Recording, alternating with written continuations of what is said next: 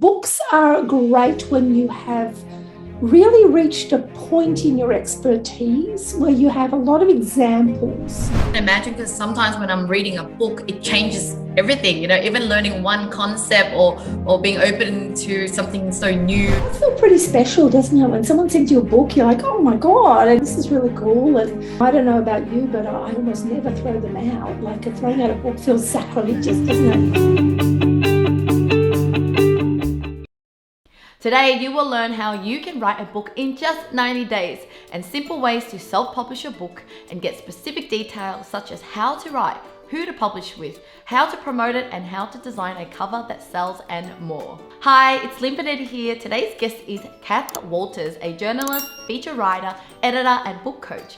Kath specialises in helping speakers, trainers, and entrepreneurs position themselves as experts in a competitive marketplace by writing and publishing a non-fiction book on their topic of expertise through her flagship program called Brain to Book in 90 Days. Hi, Kath. How are you today? Really good, thanks. How are you? Good. I love that book of yours, Overnight Authority. And it's always been a dream of mine to write a book because I know how powerful it is to be able to kind of build your brand, build your authority. But I just keep resisting and I just keep not doing it. And so it's such a perfect chat for me to learn more about why do people like myself just hesitate so much in writing a book, and obviously to share with the audience, how do you actually do it in 90 days? Kath, tell me, where did you get this inspiration to get into the book business and then your passion in trying to help people build their authority with the books? Cool. Yes, you share that hesitancy with many, many authors. So I was a professional business writer and journalist for, I am still. And I was business journalist with Fairfax for 14 years. I left there, I went to an online-only publication, and then I found myself exiting the whole industry, which was a big shock to me. I loved being a journalist. The reinvention as a book coach was the sort of thing that evolved. I quickly understood the idea of content marketing. So using content as a way to create a relationship with people, build trust, and then do business with them. I really liked that idea. And what happened really was that I tried to write a book, pretty much fell on my face, didn't get it together. And so I started to work out, well, how would you do this? How would you do it so that you can get it done? That's the kind of potted history.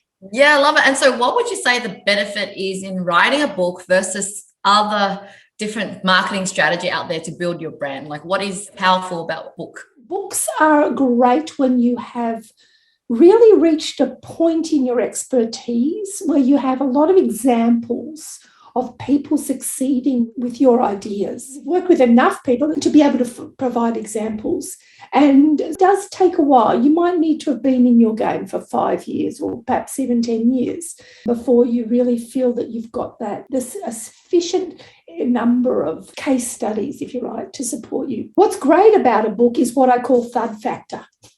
When the book hits the table with a thud, bang, I won't bang it because we're on a podcast. It's a real mark of authority, isn't it? I care about this topic so much that I've put my 25,000, 45,000, 55,000 words together on this topic. So it says that you are committed. It says that you are deeply immersed in your subject. It says that you are there for the long haul. Don't write a business book if you're going to sort of be in and out of consulting. In other words, in short, it builds your authority. Yeah, it's right. I mean, I can imagine, because sometimes when I'm reading a book, it changes everything, even learning one concept or being open to something so new that it changes everything. And you're like, I wish I read more books, because it's always in the book that you learn so much. It's much more deeper than obviously trying to read a quick little short lead magnet ebooks out there or consuming little bite size here. It doesn't really tell the story. So I can get that. What is the difference between kind of self-publishing and waiting to be published with the best publishing house? What would you say about that? That's a great question, and I get asked this often. Traditional publishing was where you submitted your manuscript and a publisher said yes or no to your manuscript. Self-publishing is where you get it edited, designed, and printed yourself. That's the two extreme ends. There's a kind of middle ground, a kind of hybrid these days, where people will take it on and you pay them. And so there's a sort of middle ground. I explain it to my clients like this. Self-publishing is about writing a book that sells you and your ideas. Traditional publishing is about writing a book and selling books. You really need to be marketing to sell lots and lots of book units. Now, of course, as a self-published author, we do want our book to go far and wide, but we use that book as a way to win respect, open doors, command attention, and really to use it to sell our program, coaches, trainers, speakers, whatever it is that you're offering. Yeah, and I've seen a few businesses that actually uses their book as the lead magnet. And I know when I'm receiving one, I kind of feel much more valuable than a downloadable ebook. And it's pretty much using it, they're even just sending it for free and you pay for the shipping. Is that kind of the reason why it's a different purpose than the original publishing house, right? Yeah, it does feel pretty special, doesn't it? When someone sends you a book, you're like, oh my God, this is really cool. And I don't know about you, but I almost never throw them out. Like throwing out a book feels sacrilegious, doesn't it? Whereas, a brochure, a card, you chuck them away. It feels like something, and it is something in my understanding of great value to the person that you're sending it to. It doesn't replace other marketing techniques. For me, it's easier than podcasting, your gig. Because I only have to write a book every year. You have to do a podcast every week. Do you do it every week? Yeah, pretty much. Twice. I publish twice a week. A lot of effort, yeah. I think I'm a bit lazy. I just write a new book every year. It combines, I call it though, a killer marketing tool because it has got such weight to it. On the topic of 90 days, what would you say the framework is in order to achieve that outcome? Is there phases, steps that we go through in order to achieve that outcome? Absolutely. There are sort of 5 ways that I help accelerate that process for authors. The first thing is getting people super clear and focused. Getting people super clear and focused about who they are writing for, their audience, their reader, and what they're going to tell them.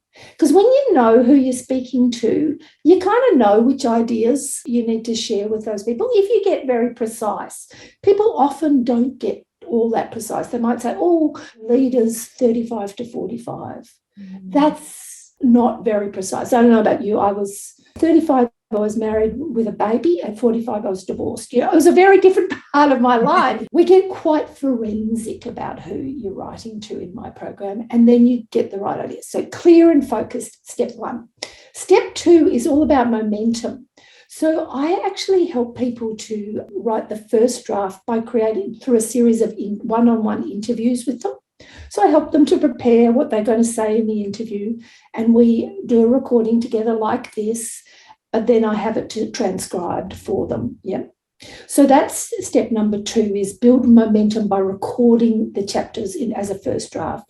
Step 3 in my program is actually a done for you step. So we get the chapter transcribed, and also I have an editor on my program, Jess Horton, who is amazing at getting a transcript to a sort of a first draft. So she'll drop in questions, you'll read it through, she'll take out all the he said, she said stuff, and it comes back to you looking like a manuscript. Step 4 is polish. I have a 7-step review process.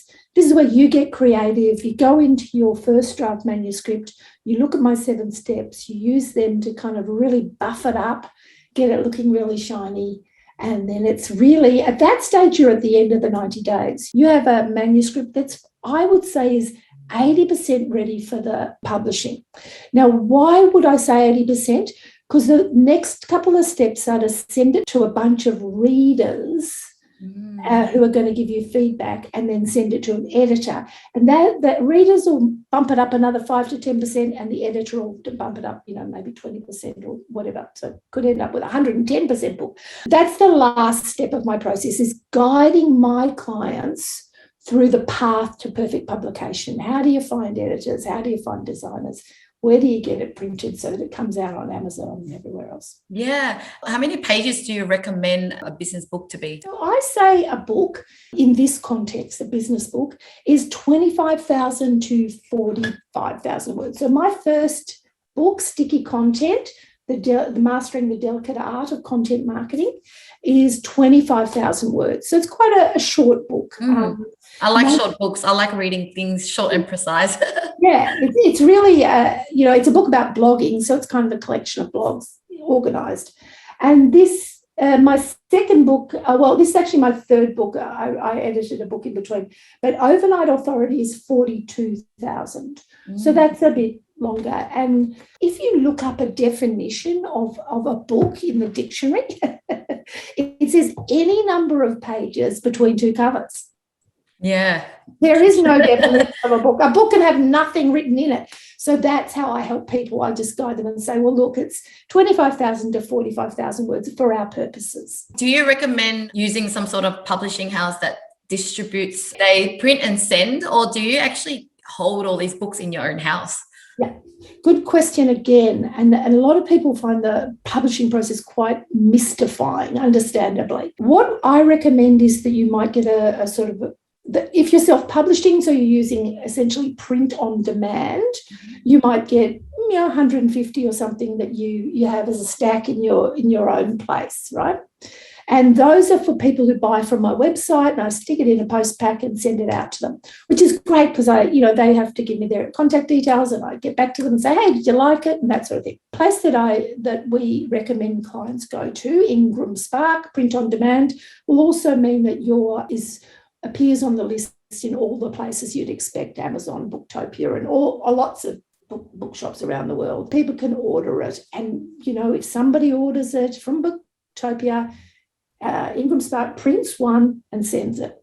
Oh, that's amazing to know that, because I know if I buy a book from Booktopia, I kind of have a perception that it's a good book or a legit book. It's not just like underground, side alley kind of book, but it's a legit book. Ingram Spark are the printers that we use, and they upload it, they say, I haven't checked this fact, to 38,000 bookshops around the world. What that means is that it appears in the list of the bookshop.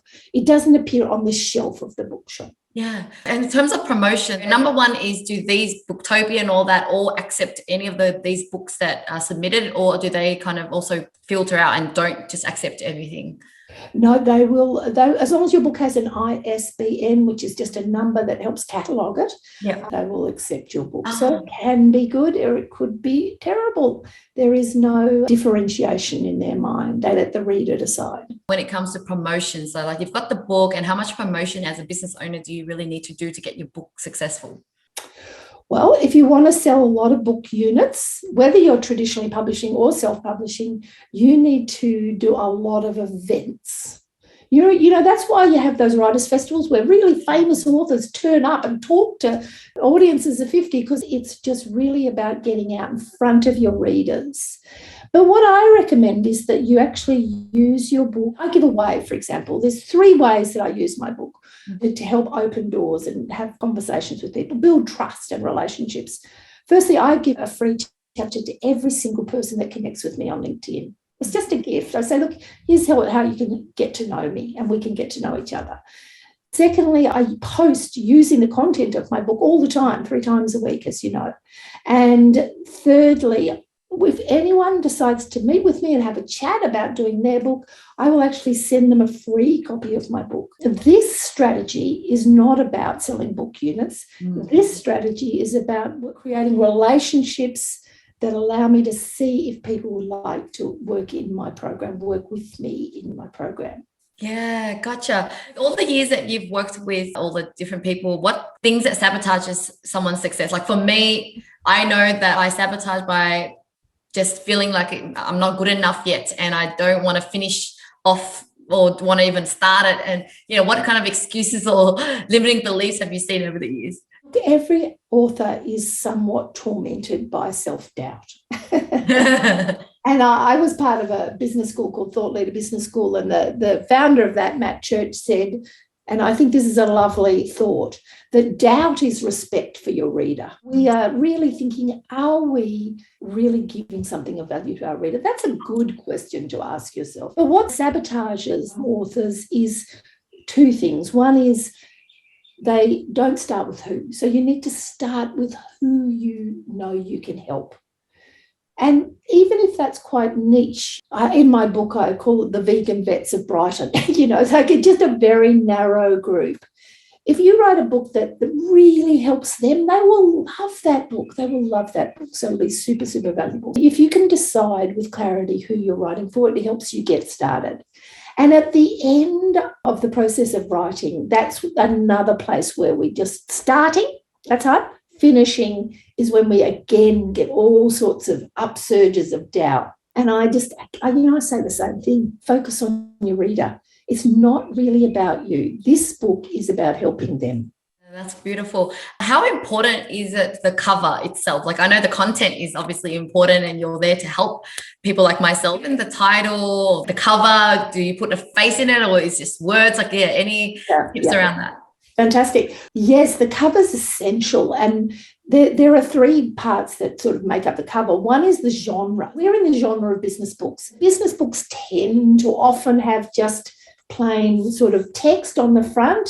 Made to Stick is a book that has single sort of graphic on the front. Is one of my clients, Rob Pine. He's got a kind of little illustration on the front. It's very hard to see. If you put a picture of, I remember seeing this book about cold calling once that had this illustration of this woman standing on the rocks, and it looked like it was a romance novel, it really threw so the genre needs to be consistent with what people expect to see. That's one thing. The other thing is what your readers like. Often pop into the bookshop and see what in your kind of area, if it is video production or podcasting or virtual assistants, what do the other books look like in your field?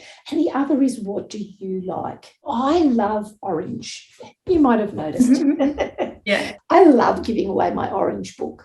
And finally, how important is it to kind of throughout the book because I've seen some books where they kind of link it to their website or kind of tell them to download something else. So kind of really weave into the book. It's not just like at the end there is how to work with me, but it's kind of weave in it. Is that part of the strategy that you recommend to your clients? I think that's a really good idea. I always say to my authors, you must put everything in the book that your reader needs. Mm-hmm. That said, you might put a nicer version or a downloadable version or a version that they can work with online on your website. Because in our book, we're never selling ourselves other than by showing how much we know our subject. But on your website, you sell as hard as you can. When we take people to our website, they get to see us in a different context with clear articulation of how we help them, our programs help them. It's great to have a strong relationship between the content of the book and opportunity to download things from your website, as long as everything that the reader needs is in the book. Yeah, you're right. Beautiful. What would be the final tip you would give to someone that's on the fence right now, like, oh my God, I'm so tempted to write this book, and any little last word of advice? Well, I could give you, I think every day without a brilliant business book is costing you money. There's an opportunity cost when we don't write that book. But if I was going to be gentler, that's fairly harsh. If I was going to be gentler, I would say if you can start with thinking about who would benefit from your ideas and try to think of someone in your life that you have helped with those ideas and think of the difference that you made to that person. It can really if you think, well, maybe I could help a lot of people like that and maybe encourage more people like that to come and work with me, that can be quite inspiring, I think. Start with who. It's my number one tip. Yeah, thank you so much. So how do people connect with you? Do they get the free chapter or, You can go to my website, which is my name, so www.kathwalters.com.au. And there's also, on my website, you can download my ultimate cheat sheet for getting your book started. Mm-hmm. So that could help you get off the ground. You can buy my book there, and I'm happy to give your listeners a code to get a discount on my book there that we can put in the show notes. And on there are my contact details, so you can contact me via the web. But don't forget, I'm on LinkedIn, and I love chatting with people on LinkedIn and making those contacts. Yeah, thank you so much, Kath. I'll leave all the information in the description below. But thank you so much for your time today. My pleasure. Lovely to talk to you, Lynn. Well, thank you so much for watching, guys. You can download a copy of Kath's The Ultimate Cheat Sheet to get your book started. Just see the link in the description below. Now, if you'd like to discover more ways to grow your brand, you can check out my next video here.